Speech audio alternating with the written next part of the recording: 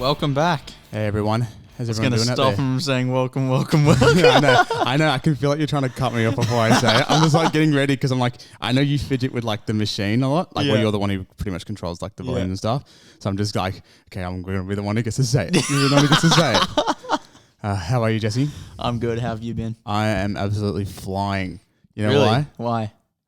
2 words. Parramatta Eels. That's why. Oh, God. Parramatta Eels, top of the table, baby. Fuck the movies. Let's talk about some rugby league. First issue for this week. Yeah, Parramatta winning. No, we're not talking about rugby league. Oh, my God. Lost, shut up. I'm so happy. Could be the first time since 1986, although I have been proven wrong for years. 2009. Many times, yeah. No. Last year. Oh, no, 2000. Yeah. Parramatta good this year. That's all I want to say. I don't want to burst enjoy the it bubble. because this is your peak and it's all downhill from here. Let's say something now. I reckon Parramatta are going to win the comp. Let's put that in the vault. And then at the end of this, you make a bold prediction for the NRL just real quickly. I reckon Parramatta are going to win. That's my bold prediction. I think Rabbitohs are going to win. That's my bold prediction. You know? Have they won a game this season? Yes. Really? Yeah, we have. We won the first game. I don't know about that. But Parramatta, if they win, oh my God. It's not happening. You'll hear it here first, guys, on the podcast. If they win, I will cry. I actually will cry. And we'll record it. But if they lose, if they get to the grand final and lose, I'll be so fucking You'll devastated. cry as well. So either way, if they get to the grand final, you're crying. Either way, I'm a bitch. Oh, shit. Wipe my mouth on the mic. Well, what have we got to start off the episode? So we're going to do... Actually, you know what? Just before we do everything, I just want to say thank you to everyone who's liked us. Followed us, has started liking our page. We've seen a lot of engagement. Jesse's been controlling that a lot.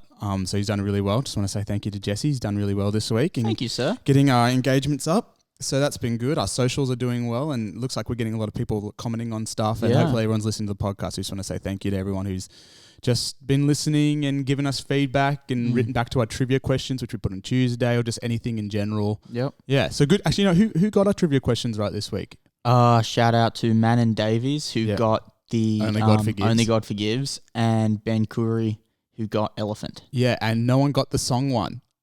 That's too hard. The song one. I didn't even know it. That's what we're gonna do. I'll probably put because I'll probably do the trivia ones. Jesse can do them too. It's not really specific to anyone, but I will put up to a not easy one. I'll go easy, medium, and really hard. And the really hard one probably will be music ones, just because we really like music too. Yeah. But that music song was Miss Misery from Good Will Hunting.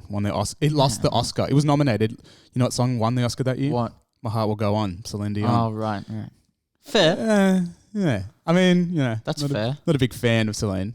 I'm more of a fan of Elliott Smith, the guy who wrote Miss Misery, but that's just me being a bit of a hipster, I think. So, but anyway, let's go back to the actual episode.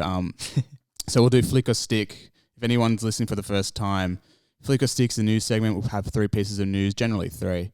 Mm-hmm. And then we will decide if we like them or not. So if we like them, we stick, and if we hate, we flick. Yeah. So like your stick, hate your flick. So first bit of news is the discussion that Henry Cavill's going to reprise his role as Superman in the Warner Brothers DCU universe. Yep. What are your thoughts about that? I'm happy. I think Henry Cavill's a good Superman. I think physically he's a good Superman. My only problem with him, it's not really him that I have the problem with. It's the creative team behind it. Right. And so I think Henry Cavill's one of those actors where he's only as good as his team, his script. Right. And he's one of those actors that's really good but hasn't had a role yet that has made him shine. Although I will say the last Mission Impossible movie, he was really good in it. Mm-hmm. He was also quite good in The Man from U.N.C.L.E. Yeah, that's quite no one's really but that that wasn't a really popular movie. I don't know why that wasn't popular. It's really good because it's like espionage and it's fun. Why is it not popular? Because it was based off a TV show and I think people weren't really fans of it wasn't like a massive TV show. You know when you get those movies that are made off TV shows Dark Shadows was made off that TV show, but no one because it's not like a TV show everyone watches, or not everyone remembered. But it's kind of like a Mission Impossible thing, so I guess you could kind of... It's like, Henry Cavill's sort of similar to Jamie Dornan from 50 Shades of Grey. Yeah. He's Jamie Dornan's such a good actor.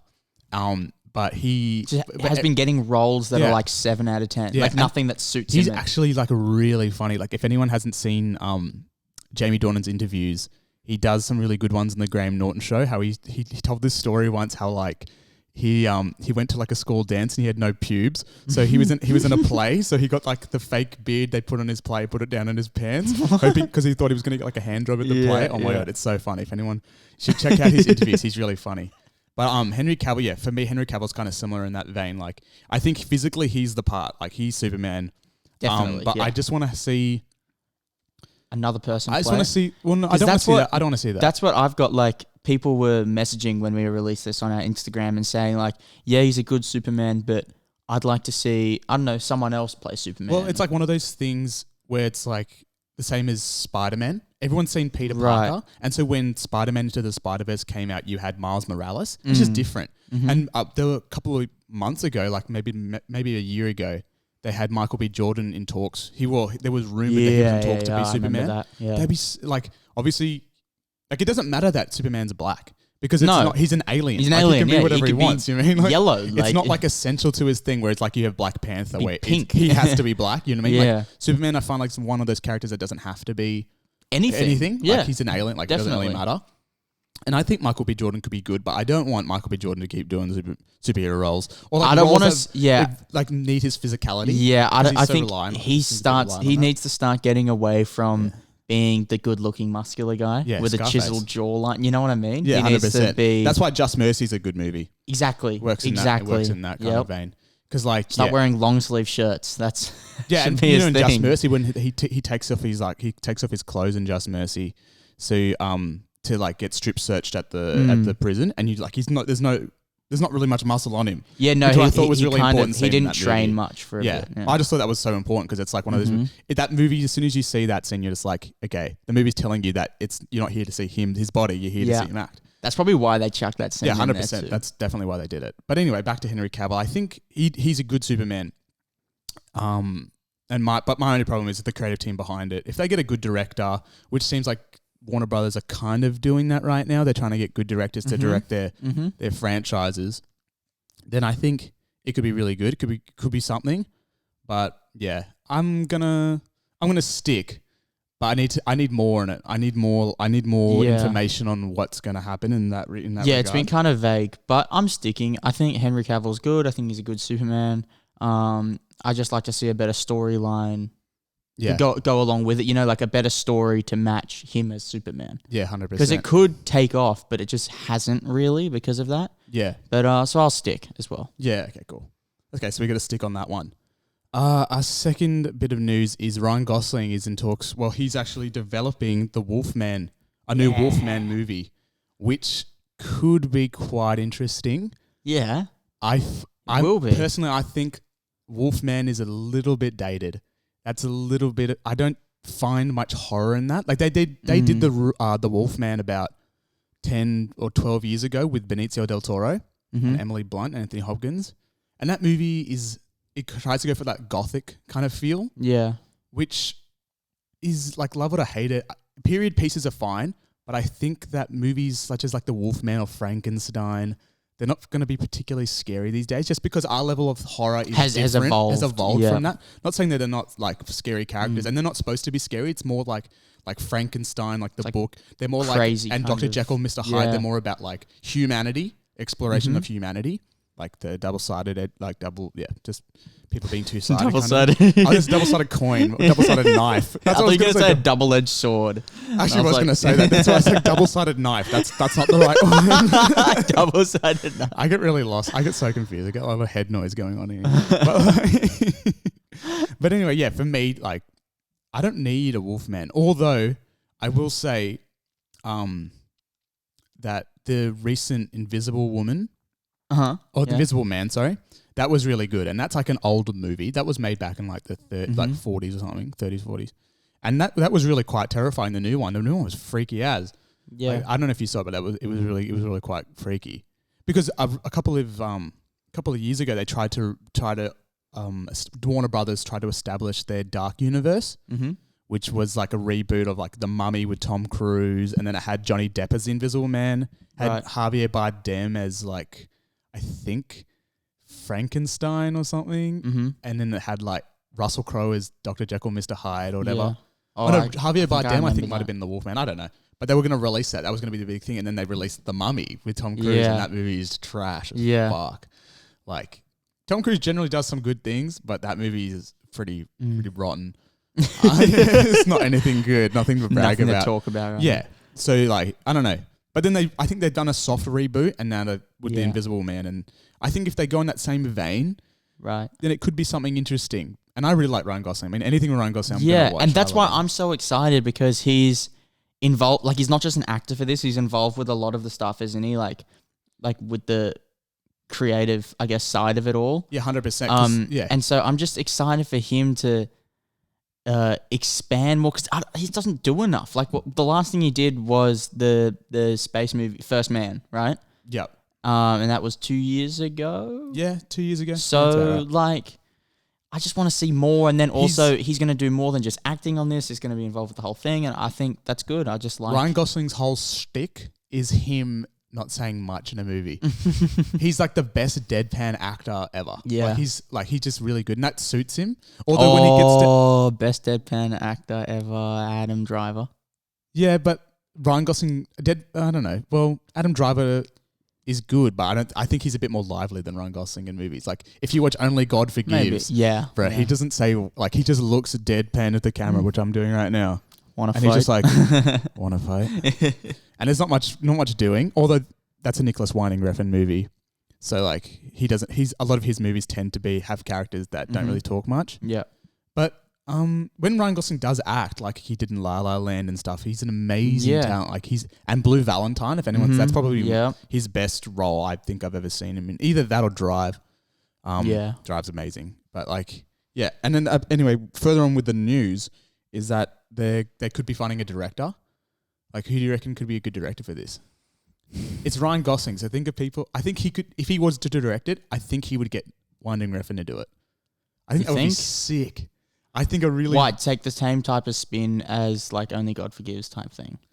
Yeah, or like but not like in that way. Kind of make it. His movies tend to be really like dark in themes and even look kind of crazy, and they're really stylish. But actually, that could work. It could be really well. crazy. Like, it could be really violent. But I don't. It's the Wolfman. It's Warner Brothers. I don't think they're gonna want to make a movie where you've got fucking like Nicholas Winding Refn being all stylish and really weird and like. I don't know. I don't think they want to do that and like violent. I think they want to keep it within like their PG. You think or like they want it to? M-rated. You think they want it to appeal to everybody? Well, they could. They could do it. I mean, like in the 80s or something, they did American Werewolf in London and American Werewolf or something. Those movies, and I mean, they're like MA. I mean, you could do it. You could do it. I'd prefer to see an MA. I wouldn't want to see an M version because I don't want things like this. I hate movies. I hate movies being diluted for the public. Right. Like, going back to just to appeal to more people. Yeah, like 50 Shades of Grey. Yeah. Like, I know those movies aren't great, but my big problem with those movies, besides the fact that they're not really that good, is that they dilute them for the public. Like, all the sex scenes in it are really like kind of, I don't know, they're not really risque. And this movie and 50 Shades of Grey is like something that's like BDSM or whatever, so it needs to be more crazier. Yeah. So, yeah, I just don't like that about movies. So hopefully they could get Winding Refn to do it. He's a bit of a mixed bag though. Like, yeah. Who do you reckon you'd like to see? I don't know.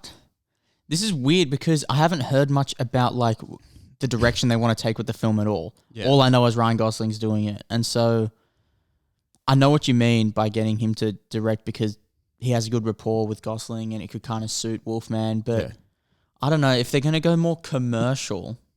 Could make it into a musical. No, Damien Chazelle, that's not La La happening. Land reunite. That's not happening. First Man.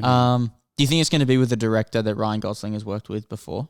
I don't think so. It doesn't have to be. It's not like he's like a person who sticks with the same directors. Although he could direct it himself. He's directed a movie.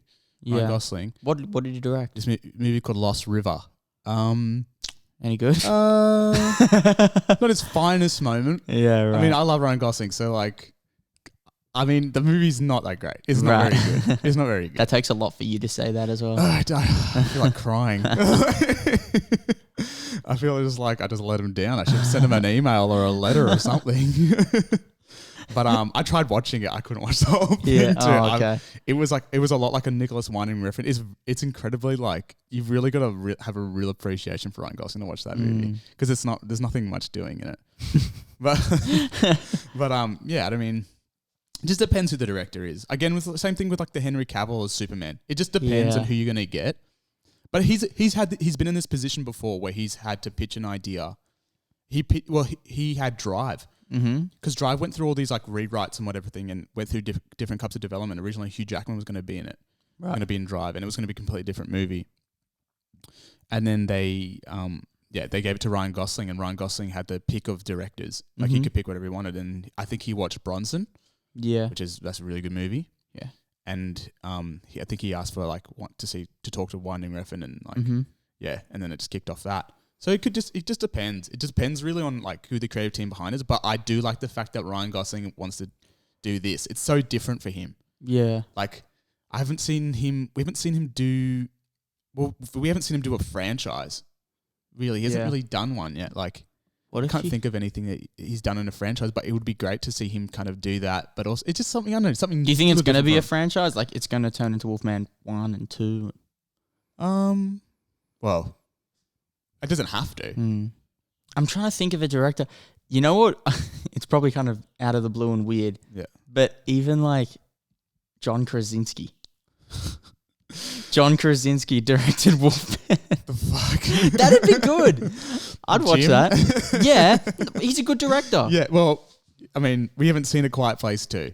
We've only seen A Quiet Place 1. I think it's going to be good. And they could take it down that route, you know? I think it could actually work well with that. I think if I was to watch The Wolfman, I don't want it to be in same. Well, Krasinski could work because he directed A Quiet Place, and it's not about the monsters are happening. It's about family. Yeah. As long as the movie has a deeper issue. Then, because that's what I was thinking. I want a director who could be interesting, who can tackle like this, like something like this, but also have a like a deeper through line and a meaning. And John Krasinski can do that. The one thing I think though with A Quiet Place, the reason why it works is because it's very personal to him. Like when he was writing it, he said he wanted to write a movie about family. Right. So it's a personal film. Whereas they generally seem to be like really personal movies seem to be like always the best kind of movies. Yeah. Like when Mickey Rourke did The Wrestler, like he didn't really do like he was good. He was a really good actor, and then like he disappeared and whatever. But then when he went back to do like The Wrestler, it's kind of mirrors his own career. Then it's like it has a sense. It's a stronger sense. Yeah. And maybe Krasinski. I'm not saying he can't direct movies that are not generally. We don't know yet. Yeah, we don't know. But like from what I've just seen, like that seems to be the case. But I'll stick with this. I'm always going to stick with Ryan Gosling. I still want to know more, but sticking. Ryan, I know you're a big listener out there. Just slide in my DMs. Hit me up. Hit me up. I'm down. I'm down for whatever. I'm down. Down for whatever you want to do. Hit me up. On a different note. Sorry, Tabitha. But anyway, should we go to what do you want to do? Take a stick. I said stick. Oh, you said stick? Yeah. Okay. So what's number 3? Okay, number 3 is Tom Cruise movie being filmed in motherfucking space. This was his next move. This was always going to be his next move. This is the next level Stunt. For Cruise. Like, he had nothing else to prove on Earth, so might as well take it out. You know, he might have to just kill himself on screen. That would be the next thing for him. Probably ends with him just jumping out of space, just landing and dying. He's going to free solo. He's going to play Alex Honnold in a movie and free solo. That'd be pretty cool. I'd watch that. He's a bit old, but Tom Cruise movie in space. It had to be there. It had to. So Tom Cruise movies are all him doing whatever the fuck he wants. But you know what? In saying that, they're good movies. Yeah. Like Mission Impossible movies are good. Yeah. And like especially the last one, Fallout. Oh my God. That's such a great movie. But yeah, they generally seem to be about. It's like, what do I want to do next? Do I want to jump out of a plane? What cool location? Make a movie out of it? What cool stunt? And I get, you know what I mean? Like that's all it is. Although the Mummy trash. Yeah, but we'll forgive him because he's done a lot of other good things. He's teaming up with SpaceX, right? Elon Musk. Yeah. Oh my God, Elon Musk and fucking Tom Cruise in space. Of course, Elon Musk is helping him out. Sounds like a joke. So Elon Musk and Tom Cruise are flying in space, and they're gonna jump out the rocket ship with no fucking. They did find oxygen mask. Yeah, pretty much. Yeah. But they did find a director for it, Doug Liman. And we put like a lot of this news that we're reporting actually is actually on our released, page. So yeah, so go check out the page. We didn't break the story. I just want to say that. Yeah, but we released it within an hour of it coming out. 100%. We've been on point. Yeah, Jesse's been really good with that kind of stuff. So like Doug Liman, who directed The Bourne Identity and he directed Edge of Tomorrow. I haven't seen Edge of Tomorrow. Jake, my best friend Jake, always tries to get me to watch, and he's like, "You'll love it," and I really want to watch it, but at the same time. Is it one of those things to watch? So. Is it one of?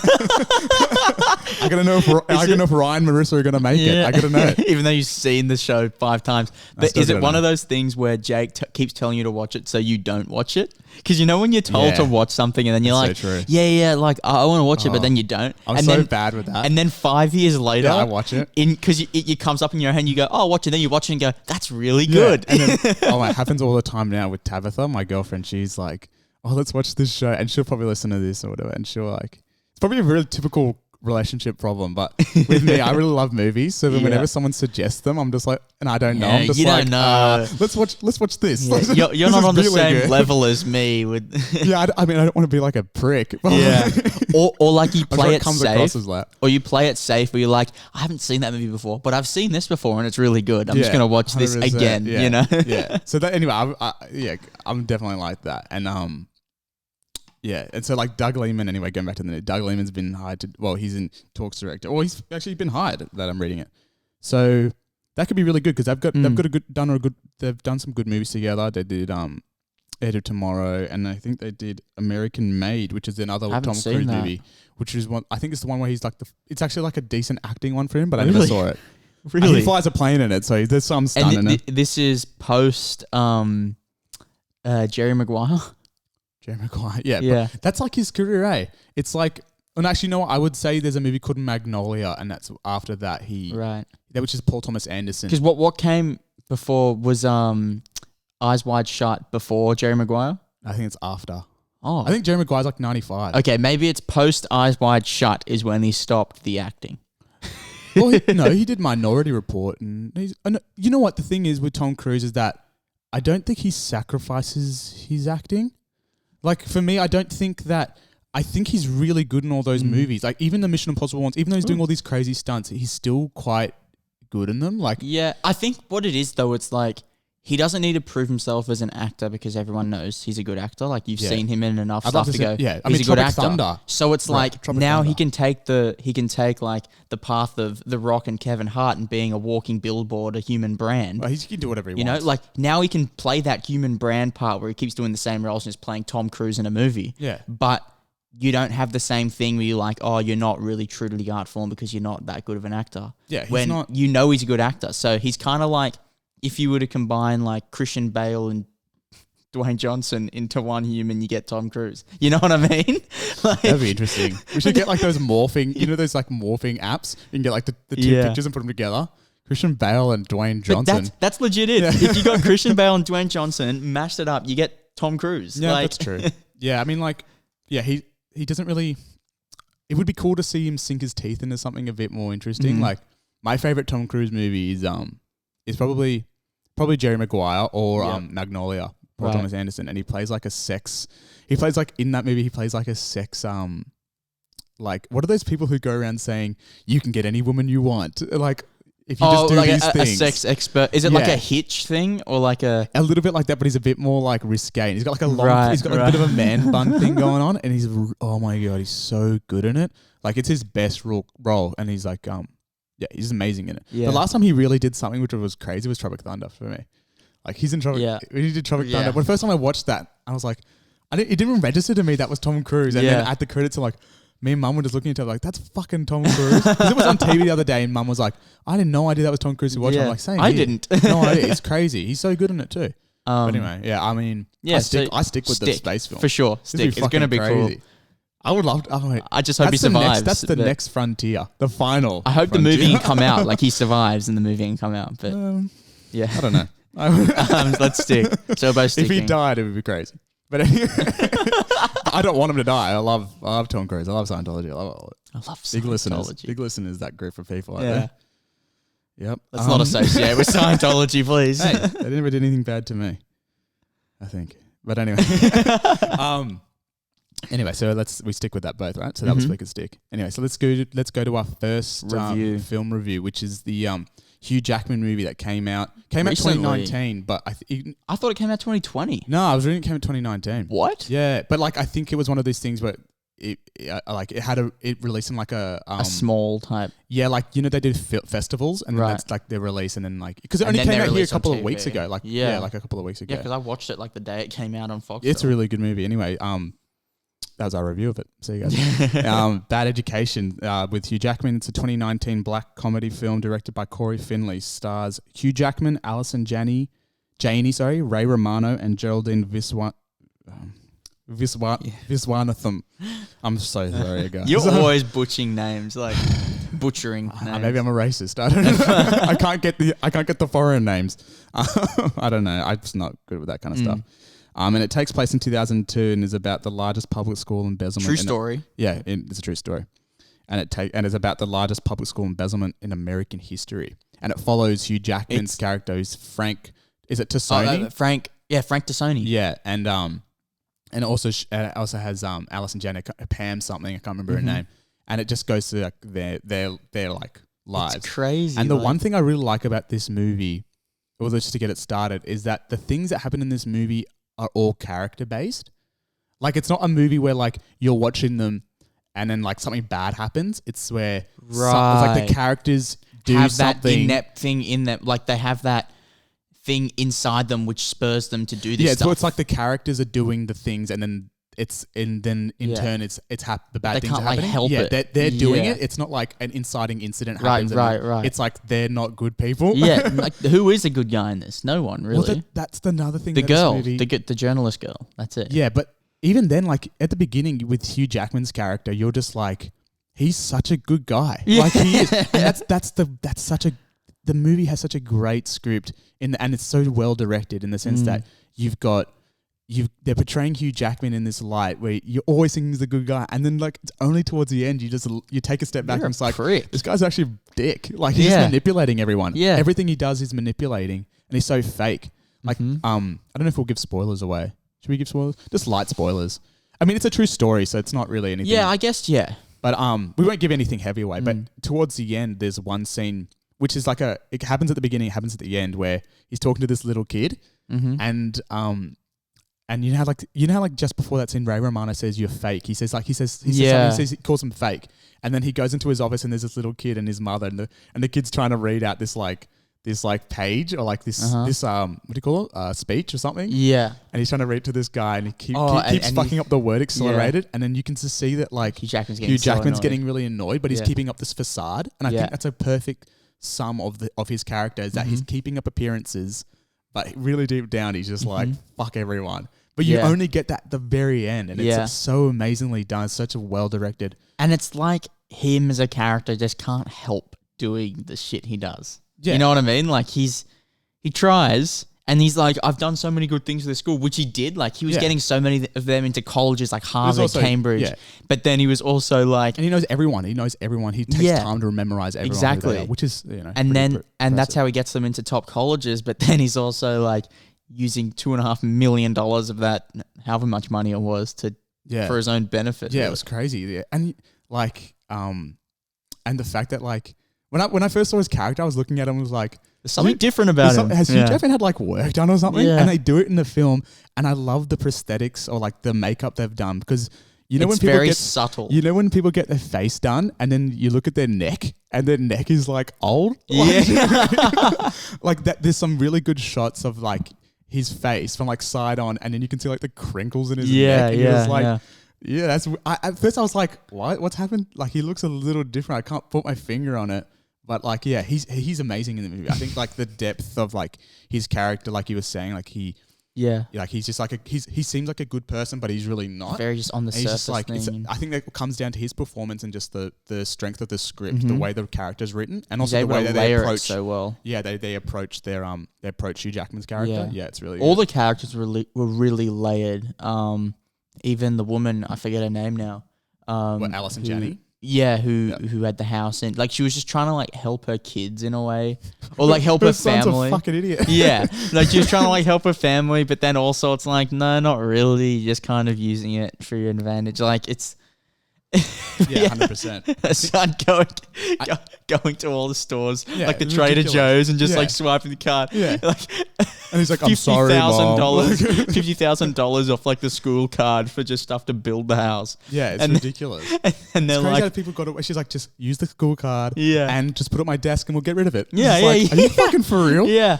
What the fuck are you doing? You can't be doing that shit. Like you just said, the characters are really layered. Midway through the movie, I was thinking to myself, because the character played by Geraldine, I can't remember her name in it, the reporter. Right. I was thinking to myself midway through, like, oh, geez, she hasn't had much. Like, and then just as I was thinking it, literally just as I was thinking it, the movie divots from Hugh Jackman and Alison Janney to her, and then you get a sense of her character and I was like, thank God. I was just thinking about it because I was like, she's in the movie, but I don't really understand. I don't understand why she's doing everything. And it just takes time to really just transition to her. Because really, it's kind of about how crazy it was, like the school journalists and stuff. Yeah. Because they were the ones that broke the story. Yeah, like they were the ones that put it out, like before the New York Times, before them, like the New York Times, the LA Times, whatever. Like they got the story off the school newspaper. And like Jesse, you were saying before, how like he knows everyone and like he's like really friendly with everyone. It kind of plays into the fact that when they want to run the story in the movie that they can't, because he's like, the guy's like, one of the students is like, he's writing me like an acceptance to a college or something like that. Yeah. He's writing me like an acceptance. Like I can't do this to him because he's getting me into Harvard or Yale. And that's the thing. Like you don't see that until he mentions it. And when he mentions that Hugh Jackman's writing this letter, you take a step back and he's like, Hugh Jackman is actually doing all these things in the sense that he doesn't want to, like, if he gets caught, then he's like, but I did all these things for you. Yeah. Why can't I get these things back? Yeah, like, And that's not how it should work. Ideally, it shouldn't work like that. But like, but that's kind of how, because he's like, no, but think about it. Like, I did this for you, man. You can't do that to me. And he puts on like that kind of like nice act. And I think also another thing that was really good about this movie was Ray Romano. So good. He's really good. He's done some really good choices lately. The Irishman and he Big Sick. He's really good in that. I think like he's so just 9/11. We lost 7 of our best guys or something. He's like, I've always wanted to have a conversation with a Muslim, with a person about 9/11. He's like, with a person about 9/11. It was good for him to not do that bumbling idiot thing. Yeah. Because that's just his voice. Like he sounds like Barney. Sounds like an idiot. You know. And I was thinking that too. It's like, his voice sounds funny. Yeah, he's like Romano. I can't do his accent, but like, it was good to kind of see him in a position of power. Yeah. Even though, like, at the end of it, I mean, he didn't do anything wrong, and he didn't know. But I can see why at the end of it, people would be like, "Well, he could have done something," because, like, he's in charge of all of them. And so, if you're overseeing it, you must be the problem. Like it must be like that. Kind of turning a blind eye. Yeah, 100%. And like another really good thing about this movie is the cinematography. Yeah, the cinematography does this thing where it only stays with like one shot. But like, and it tells like everything spins in the shot. Yeah, like the way if someone's standing and there's a mirror, someone will be in the mirror talking to them. So it's like telling less. Because in a typical film, I guess they would cut between the two talking. Yeah. Whereas in this one, they're telling everything with just one singular shot, which is and like just really like I know. They also do that with the scenery. Like there's that one scene where he's in the jail and he's walking, and it's like they're panning from the back. And then they spin around slowly. Yeah. And then it turns into the school in the background. And then you see his face and he's in a suit and then he's walking onto the stage. It's so cool, like the way they did it. I love movies with opening tracking shots. Mm-hmm. Like that one's kind of hinting back at the beginning of the film. Yeah, yeah, exactly. Movies that start like that, like Place Beyond the Pines, the Ryan Gosling movie. Starts like that. Yeah. And it's like, I don't know, just like a cool way to kind of like one single shot things tells are just so massively done. Like in Creed when they're boxing, that's so cool. And like, it just makes everything seem more intense. Yeah, definitely. And I like how like the cinematography can sometimes can represent the characters. Just helps improve the characters' depth and layering. Yeah. Yeah. Like the bit where Alison Janney, when she loses her job and she walks into a house to like confront her son. Yeah. And then like the camera's all shaky and it's like really because like she's shaken. Yeah, and so yeah, it's like yeah. resembling her. So it was like a really good kind of like just way to kind of add depth to your character and just layer them and add layers to the scene. Mm-hmm. This is a nice way, and like because you don't really think about it when you're watching it. Like you can't. No, but you don't realize how much it's helping. Yeah, it does. It's like subliminally doing it. Another thing I noticed, and I don't want to be like rude by saying this, or hopefully I'm not, but anyway, at the very, very end of the movie, there are people getting interviewed talking about Hugh Jackman's character and like all the bad things he's done. Yeah. And in the background, I noticed there was a picture of the Twin Towers. And I'm like, is that metaphorical? Because like they like felt like it was like they fell, you know what I mean? Like, and is that supposed to represent him falling? Maybe I'm reading too much into it, but sometimes directors do that. You know that they put things in the background. Like one of the final shots you see of Hugh Jackman is him standing with his suit on, like Jesse said before, and in the background it says number 1. Yeah, but he's not number 1. He's number 1 felon probably. But like directors do that. So when I was looking at, I was thinking to myself, is that something they just did that to like subliminally be like he's fallen? Yeah. Like, or maybe he's the person who's crashed this whole system. Yeah. Like he's the person who's doing that. Hopefully that's not rude to say that, but yeah. Also, it's kind of cool the way that they show, because he's the principal of the school. Yeah. And when you're the principal of a school, you're spending your whole, like pretty much your whole time at that school. And when you're at that school, you're the most important person. Yeah. So that mindset kind of transitions to even when you leave the school, you think you're so important. Yeah. And really, you're just a principal. Like, you're not that important. But in his mind, he's like, I'm so important. That's why he's using the money so he can fly first class to this. And he's always wearing the suits. And it's like, because in his mind, it's like, I'm so important. Like, I know all these people. I'm just like the most important guy in every room. Like, it's like, you're not. Yeah, like the world building is really nice in the movie. Like, you really get a sense of like his power of like, and situations, whatever. His like longing for like he just wants to be the most powerful guy and be so important to everybody, you know. I also like the fact how like he kind of it's his own doing that fucks him up. Yeah, in the sense that he told the journalist girl that don't ever be a side piece or something, like don't ever be secondary character. A puff piece is only a puff piece when you want it to be a puff piece. Yeah, yeah. And then she's like, okay, and then she takes it and pretty much fucks him over. Yeah, and I was just like, it was pretty funny. Like it'd be an interesting position to be like. To be the journalist, because especially in a school like that and like where he's running everything, because you like would you want like it sums up her decision so well when she's just thinking about it, and then she asks her dad and he's like, because her dad got done for like insider trading and he's like, the biggest thing I regret, or like I live with the regret of not telling people sooner. Yeah, and like you're like, okay, well she's gonna say something. Yeah, but in my position, I don't know if I do that. I don't know if I mean, you want to be fair and everything, and like even during the movie they say that too, where she goes to take the story to the school newspaper early on, and then he's like, we're just a school newspaper, not the New York Times. And it's like, I don't know, do you want to be fair? Can you be fair when there's so many strings being pulled around you and you want to be? I don't know, especially in like school, you know what I mean? No one expects you to be challenged. Yeah. Kind of going back to Dead Poet Society we did a few weeks ago. Like, like no one expects that. Yeah, no one expects a student to like go to really take it so importantly. And yeah, exactly. Because you're just a student. You're there to learn. You're not there to talk back. But then like Frank Tassoni says in the film, like it's only a puff piece when you allow it to be a puff piece. Exactly. Like just kind of take everything seriously and make it important. Need to be. Like he was so good in it. Hugh Jackman, and I think a lot of people in superhero movies can really take a note, Robert Downey Jr. can really take a note of this, is his success after Wolverine. Like, it doesn't define him. Yeah. Like, Hugh Jackman, he'll always be known as Wolverine, but he's not going to let it define his acting career. Like, he's done some really good things after that. Yeah, like, in a way, like, the way you kind of, not so much Robert Downey Jr., like, he's got Sherlock and different stuff, but you kind of go, like, Robert Downey Jr., Iron Man.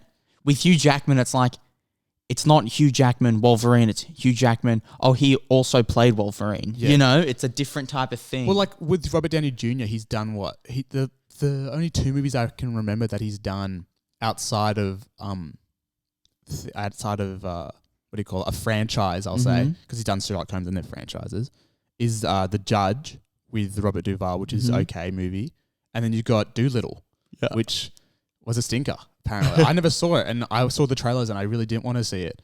Yeah. And for me, like, it's just a good indication of what you don't have to let those things define you. Mm-hmm. And maybe like, Robert Downey Jr. is a great actor. Like if anyone has seen Chaplin, so good in that movie, Kiss Kiss Bang Bang, he's really good. Really great actor. Tropic Thunder even. Yeah, Right. yeah. I watched it, that's such a good movie. But I think Hugh Jackman doesn't let that define him. And he's done he did The Front Runner, which is a really good movie if anyone hasn't seen it. Jason Reitman directed it, which he's directing Ghostbusters coming up. And then you've also got it's just like he's just flexing a muscle, the Greatest Showman. Hugh Jackman is he's challenging himself you know what I mean? as well. Like he understands, he knows what he is and he knows what he's not. Mm-hmm. And Prisoners, like when he did that movie Prisoners, oh my god, like he's just he's got such a range. And same with Alison Janney, she's got range too. Like she was in I, Tonya, won the Oscar for that. And she's like a fucking bitch in that movie. Yeah. In this one, she's quite likable. I don't know, she seems pretty likable. Like but she's not like, and then she's not really like a bitch or anything. Only when bad things happen is when she becomes a bitch. Yeah. But like, I mean, understandably so. But also in this movie called The Way Back, she was like a funny drunk middle-aged woman, and I don't know, she's got such a good range, and she's so funny.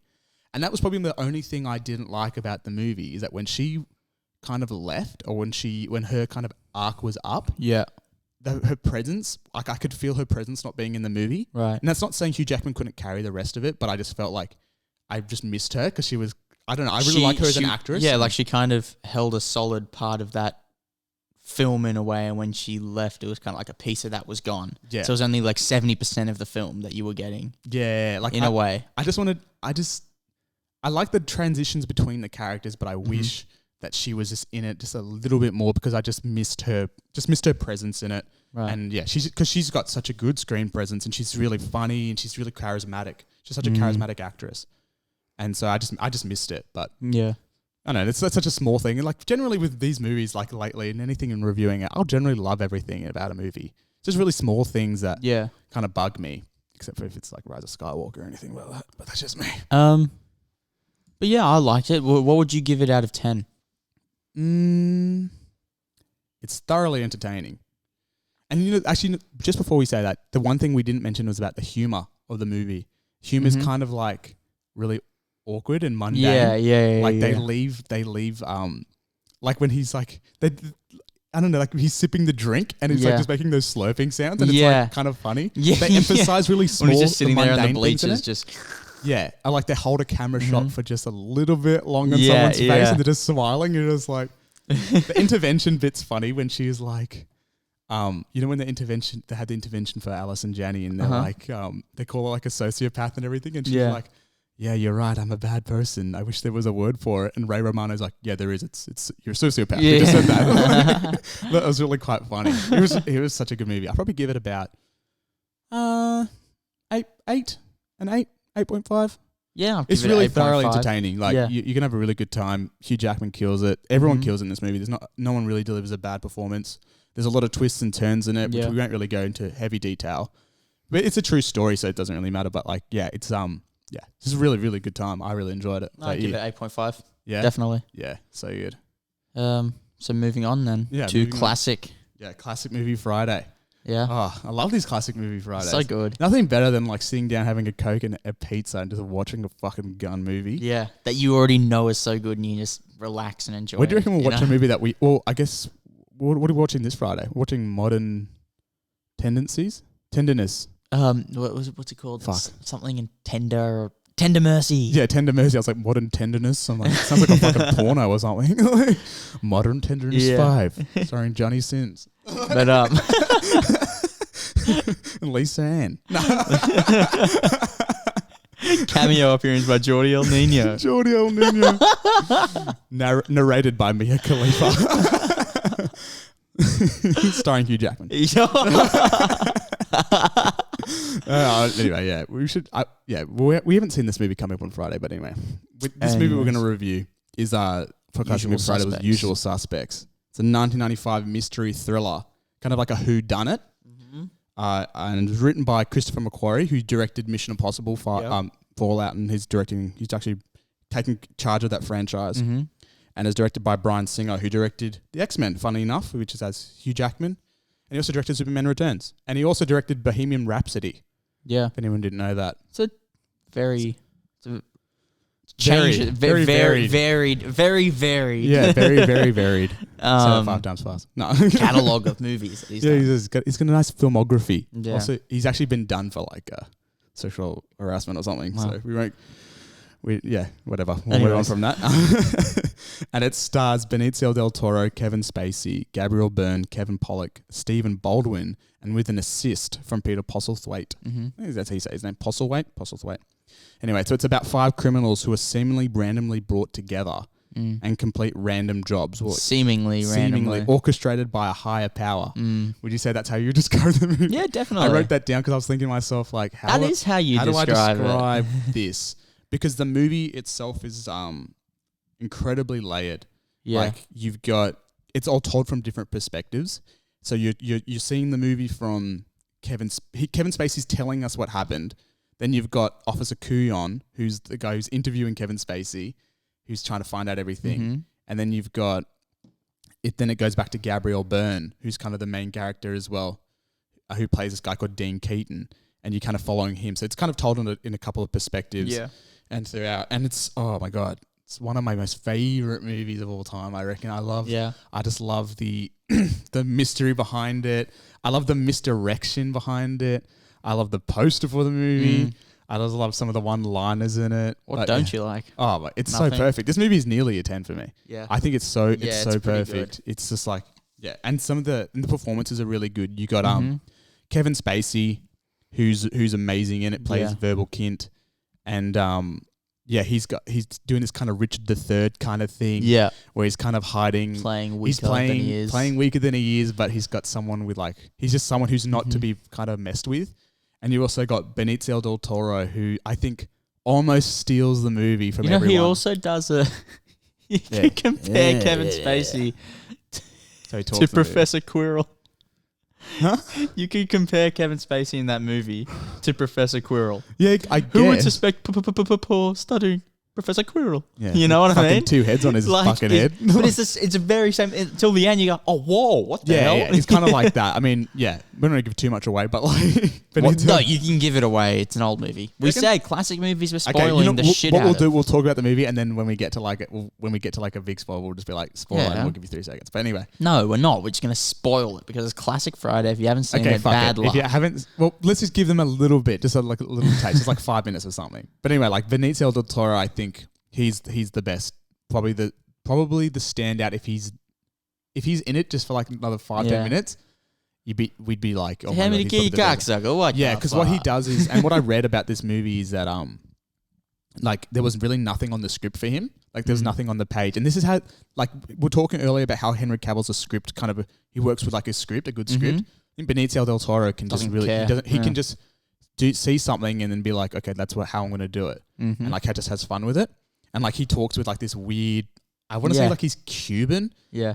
He's some sort of Hispanic or I don't know what it is. The accent is it's South American. It's nothing. Yeah. It's really just a mumble. Yeah, he's mumbling the whole time. That's why they're in English, please. Hand me the key, you fucking cocksucker. Oh, what the fuck? Yeah, that's the best scene. When they're yeah, hand me the keys, you cocksucker. Yeah. And then they all do it. And you got Stephen Baldwin, who's just perfectly hand me the keys, you cocksucker, motherfucker. It's okay, that's enough. And then you got Benicio del Toro going, how does he do it? He goes, how many keys, you guys? Yeah. And they're like, in English, please? In English, please. What? How many keys, you cocksucker, motherfucker? What the fuck? And then you got Kevin Spacey, who's like, hand me the keys, you cocksucker. Yeah. But it all sums up their characters. 100%. Dean Keaton's kind of a leader, but kind of bland and boring in a way. He holds all the cards. He kind of comes in and just goes, hand me the keys, you cocksucker. You know what I mean? Yeah, 100%. And then Kevin Spacey's hand me the keys, you cocksucker. It kind of brings them together really quite nicely because and they're all kind of joking and laughing with each other. Yeah, 100%. There's a criminal brotherhood union thing happening. Yeah, in that scene. You really get a sense that they're even though they're criminals, there's a unspoken thing between them. I don't know, but that's what I got from it. And Gabriel Byrne, I think he's definitely one of the characters in the movie where you think he holds all the cards. Yeah, Like you just get the sense that he's pulling all the strings, or like you just get the sense that he's just a natural born leader. Yeah, like he's the leader, Puffs his and like chest a he's like little bit alpha male. Yeah, because you got Stephen Baldwin who's doing this like tough guy thing. Yeah, and he's like got a deep voice. And he talks like this, and he's like Dean Keaton. Yeah. Kind of thing, and you're like, yeah, you're tough, but you're not the tough guy. Yeah, you ain't the guy. Yeah, but like, he's just like really, I don't know. He's really, he's just like holds all the cards and stuff. Yeah. And then, so this movie has a lot of, also before we go into spoilers, I guess, this movie has a lot of Hitchcock in it. Definitely. You definitely see, it's so funny since we're watching all these movies, it's got such a through line. Like even the score, the score reminds me of like a Hitchcock movie, kind of Psycho-esque. I don't remember who did the score, but I think the person who edited the movie actually did the score as well. I could be wrong. Right.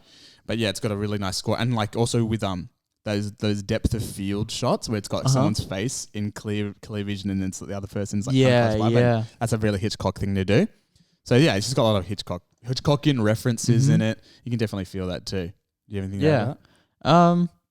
No, not really. I think that's a good way to sum up the editing and the score of it all. Which actually, it's funny you say that it's probably, like, you think it's done by the same person. I don't think it is. Oh, it's not? Because I think Bernard Herrmann probably would be dead by the time this happened. Because he's the guy who did Psycho. No, you're saying the person who edited it is the same person that did the score. Oh, yeah. Well, right. Yeah. Well, I think that always works best. Yeah, they understand the rhythm of the movie. Exactly. Yeah. So sometimes that can kind of just be a little off and it can take away from the movie. But when it's done by like the same person or they're really working close by, that's always the best. I love a really good person who's in the movie is Peter Postlethwaite, who's like an Irish actor or whatever, and he plays Kobayashi, this lawyer. And his calmness in the movie kind of exposes his history. Like there's a bit where Stephen Baldwin kind of threatens him with a gun, and just like he's been here before, and he knows he knows what to do, so he's not flinching. So like his calmness exposes the fact that he knows exactly how he's going to play, but he knows the cards too. Yeah, and I think that's where we should transition into like our spoiler bit. It's a perfect bit because it's like so we'll just give everyone like 5 seconds. We'll count down. 5, 4, 3, 2, 1. Spoiler. Let's get the fuck out of here. Cuck's like a motherfucker. Not you guys. We love everyone. Just don't take that personally. But anyway, so the big thing in the movie is this. The real thing they're trying to find out is who is Kaiser Soze. And Kaiser Soze is this character in the movie where he's like the big bad guy. Yeah. That no one knows, no one's met, but there's all these myths about him. They compare him to pretty much like the Loch Ness Monster, Bigfoot kind of thing. He's like even Kevin Spacey says in the movie, what would you do if I told you the Loch Ness Monster hide us all together? Like, you wouldn't believe me. Like it's a lot of bullshit because no one believes in Kaiser Soze, but everyone's scared of him, even though no one's really seen him. And one thing I actually really loved about Kaiser Soze in the movie, or just the way that Kevin Spacey tells it, is the flashback scene. Yeah, when they're talking about how like Kaiser Soze pretty much killed his whole family because like his wife had been like raped, and this Hungarian gang were trying to like test him. Yeah, and they like raped his wife and threatened his kids, and they ended up killing one of his kids. He's like, I'd rather see my family dead than live another day, so he killed them himself. And like then see what I'm about to do. Whatever. And then like he kills his family. And then he ends up like letting one of these Hungarian guys go. Anyway, in the portrayal of the flashback, it's like a flashback.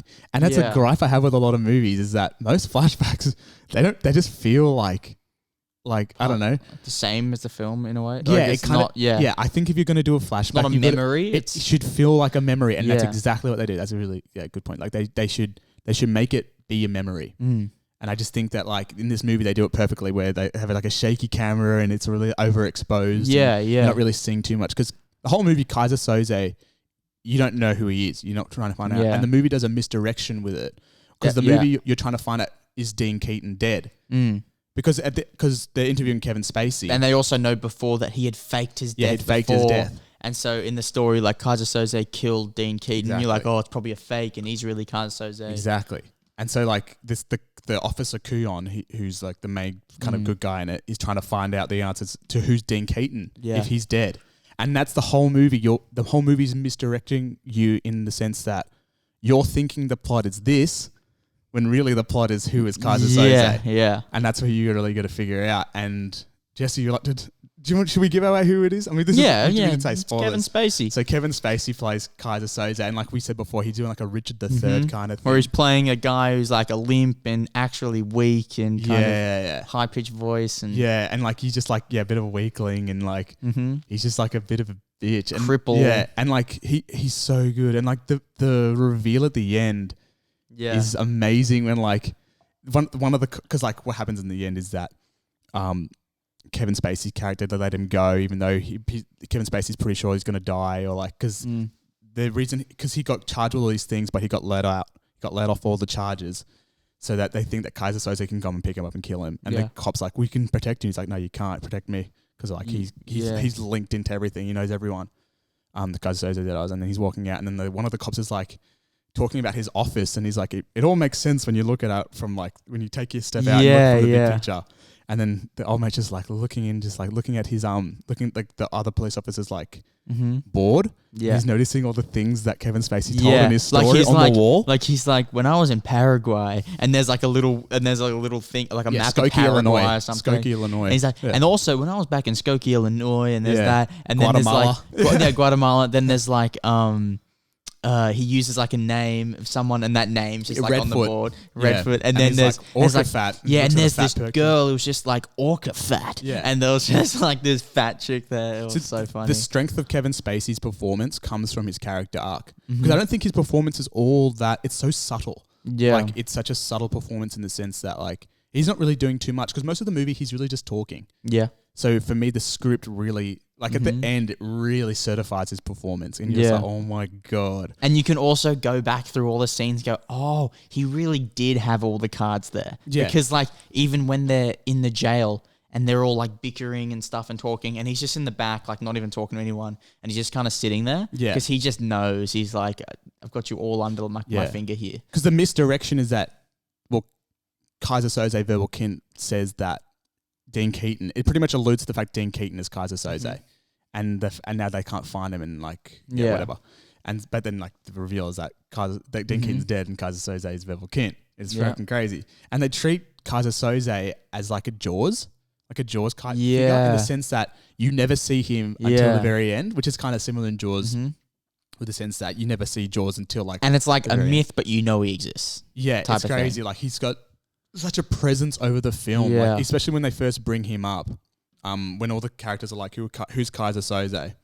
And then they're like, just looking at his they're all looking at each other like, oh my God, we're so fucked. Yeah. And it's like, it's intense. Like the whole film gets another level of like craziness when Kaiser Soze is introduced.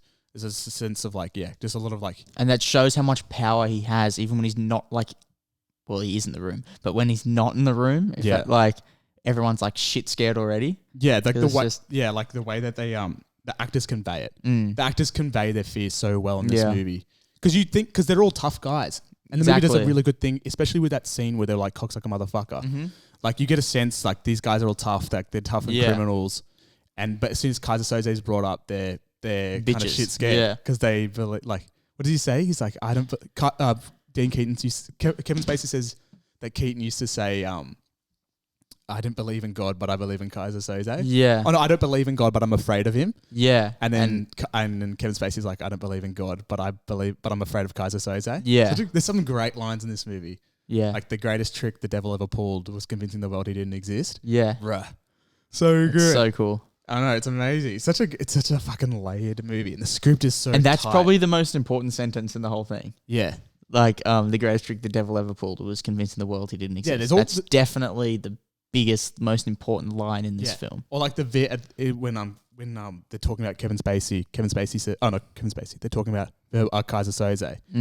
Kevin Spacey's like, I bet after all this, you probably will never see him again. Yeah. And it's just disappear and you'll never see him again. It's like, my guess is you'll never hear from him again. Yeah. And it's like, I know, like when because I've seen this movie like 1,000 times. Like when you see a movie for a lot, and especially a movie with twists, you try to see, or in my opinion, what I do anyway, is that you try to see the movie and find the twists before it. Yeah. Like Fight Club. I see that a lot with Fight Club when I'm like, because Brad Pitt's Tyler Durden, and it's like the same guy, or like, oh no, Brad Pitt's like the same, like Edward Norton, it's the same guy, and just like trying to figure out, where in the movie you can pick that up Yeah, on. Or like, yeah. just in movies you try to do that. And I mean, like I found like some of the lines he was saying, like I guess he's like, you'll never see him again. Like he knows a lot about Kaiser Soze and like, but it's so good. Like you would never like, and even like such a misdirection in this movie. Like Kevin Spacey obviously stabs Stephen Baldwin. Yeah. And so Stephen Baldwin's walking out and he's looking at Dean Keaton. He's like, well, you're fucked. And he's just kind of like, the funniest thing. Yeah, I know. And like who would have thought? Yeah, exactly. I know. That's like a line where you're just like, when you watch it in hindsight, you're just like, yeah. The funniest thing. The fucking cripple was the bad guy. The funniest thing. Yeah, because that's the thing. Like, Kevin Spacey is like a physical impalement. I think it's like, I'm pretty sure, or I was reading that Kevin Spacey said that he went to doctors to talk about cerebral palsy or to find out more about cerebral palsy. So I think that's what he's got, like the kind of ailment and kind of thing. And well, he doesn't have, but he pretends to have. Yeah, imagine faking. That's like the Prestige. Like, you know, when we review the Prestige, like you got to live. He lives his tricks. You live his trick. That's what he does. Yeah. Like, it's like a fucking Prestige. He pulls a Prestige on us. He lives his tricks. He's fucking prestiging me. That's what he's doing. Sounds kind of dirty, but I feel like I've been prestiged. But I got a question actually. This is like a divot. How important is covering your eyes, like when you're wearing a mask? Because you know there's a scene in it where the guy's wearing a mask. And we were talking about it, and like it's on. You know when people wear masks when they rob the bank and they're really only covering their eyes, or even back in the day when they used to do interviews with people, they used to put like a black bar over their eyes. It's just pointless. I'm like, you know who they are. I know who the fuck that is. Like, you know who it is. That's through fucking the George nose, down the street. mouth. Yeah. That's fucking George. It's Georgie boy. It's like, if you really thought about it, if you just put blue contacts in your eyes, people would still know who you are. Yeah. So what's the point of covering? Like, the eyes do nothing. But I'm wearing like a fucking eyes wide shut mask or something. Like, I'm fucking wearing like Venetian mask. I'm not wearing fucking like a fucking Zorro type bullshit thing. Like, fucking knew who Zorro was. It was Antonio fucking Banderas. Give me a fucking break. Give me a fucking break. It's like the whole thing with Clark Kent, eh? Like Clark Kent wears the fucking glasses and flicks his head to the other side. Yeah. Right. And how built is Clark Kent? It's like, really put two and two together. For a journalist, he's pretty ripped. He works the fucking Daily Planet. Like, how are these people not picking this shit up before? They're all fucking supposed to be in journal. Like Lois Lane's supposed to be like this hard-hitting journalist. Yeah. She can't fucking put two and two together. Give me a fucking break. Like, so when I was watching what the fuck? So what the fuck? Like, that's not. Yeah, it's Benicio del Toro. But like, it was just like, I don't know. I was thinking, I'm just like, mask does shit. No, it does nothing. I'm wearing like a fucking like, you know when people put those leggings, they put their leggings on their face and stuff. Yeah. Yeah, like that distorts your face. Like that's cool. That makes sense. But like, mask doesn't make any sense. It's such bullshit. But also another important question for me came out of this movie, and it's more a question in hindsight, is the whole thing with like, we talked about this in an episode before, but it was like about how actors like with the whole Me Too thing and sexual harassment, can you separate the art from the artist? I think you can. I think you can, and you should. Especially with movies. I think more so with movies and music. Because in movies, how can you let one person detract from a whole production? People put so much time and effort into that thing. I think, like, honestly, you shouldn't let it combine. Like, keep them separate. Because it's just, like, the whole thing with Kevin Spacey, you can enjoy his movies. Yeah. You don't have to say, like, you don't have to be like, well, he's not a good person, so therefore he's not a good actor. No, he's a brilliant actor. You can say he's a bad person, but you can't say like he's still a good actor. Like like Oscar Pistorius. You know, like terrific athlete. Yeah. Not a terrific guy, but they're two different things. Yeah, 100%. People get confused, and I think that they put these like actors and directors and stuff on a pedestal, like, because they're so famous and good at one thing in life, that they're these perfect people. Absolutely. Like, you could be a really good cook at home. Doesn't mean you're a good guy. Like, why do we blur the lines with we tend to put celebrities people on just like the one thing. Like in societies, particularly, we like to like, if someone's an actor, they're an actor. They're nothing more than that. They're nothing less. Or they're like, how could Kevin Spacey do this? Like, he's so good in this movie. It's like, what? Although, okay, so he's just like a little. I'll play devil's advocate because I agree with what you're saying. But what if Kevin Spacey during the production of this movie did something bad? Would that change? Could you watch this movie? Sure. Because now I can't watch American Beauty. I think out of all the Kevin Spacey movies, I love, and I really like Kevin Spacey as an actor. But when American I'm watching Beauty is a a movie, bit hard for me to watch. When I'm watching a movie, I'm not watching the production. I'm not watching the actors out on a Tuesday night at a club. I'm watching the movie, the characters. I'm watching that. I'm not watching the actors. So it's kind of like, like he's not. If he did something on the set of that movie, it doesn't take away the movie for me. Yeah. Like, I'm watching the movie. I'm not watching the production. If I was watching behind the scenes of the movie, then maybe it'd be a little weird. Because like in American Beauty, he hits on like a younger, I don't know if he's in it, but like he hits on the younger girl. And he didn't get done for that. Yeah. I'm pretty sure, I can't really remember, but I'm pretty sure he didn't get done for that. Maybe he did, but I don't think he did. Yeah. Yeah, it's just like, I don't know, just seeing like a sexual harassment on screen and then he did it would be a bit jarring for me. Yeah. But it's just funny watching movies, and I can separate it. A lot of people can't, which is fair enough. Like, fair enough. If that's what you want to do, that you can do it. We don't have to listen to me. Like, that's just my own prerogative. I'm not going to tell you to go do something that you don't want to do. But yeah, it's just for me, it's just like I can separate for movies. Maybe music's a little different because it's a bit more personal. Yeah. But especially with R. Kelly, we talked about this before. Like R. Kelly, like if you're singing songs about like my mind's telling me no, but my body's telling me yes, like, and then you find out that he's doing this to young women, then it's really quite disturbing. Yeah. Whereas like movies are more of a collaborative process, so you can't. I think take it with out. something like puts everyone else down as well. With something like art, where it's kind of where you say you listen to a song, you internalize that and it means something to you. Yeah. You watch a movie, you internalize that and you see it through your own eyes and take away whatever you want from it. It means something to you. Yeah. So even with music, even though it's personal, if I was to listen to like that song there, if that meant something to me, I can still listen to it and feel that because I'm not feeling what he might have been talking about, you know? Yeah. And that's it's your just interpretation me. of the art. That's just me. So I think because art is such an interpretive thing, you've got to separate it. Yeah. I think it's so important to do that. Yeah. Maybe if it Make was it your like, own. if it was a journalist or someone like a CEO of a company, you know, say like Elon Musk was doing stuff to little girls and stuff, then you'd be like, it's just not a good guy. Yeah. But it's not like an art form where you have to separate anything, you know? Yeah. So I think it's very important to realize that none of these guys are perfect people because they're perfect actors in a way. Yeah, exactly. Yeah. It's that's just so true. very different things. And because, if anything, everything in life has to have a balance. So if anything,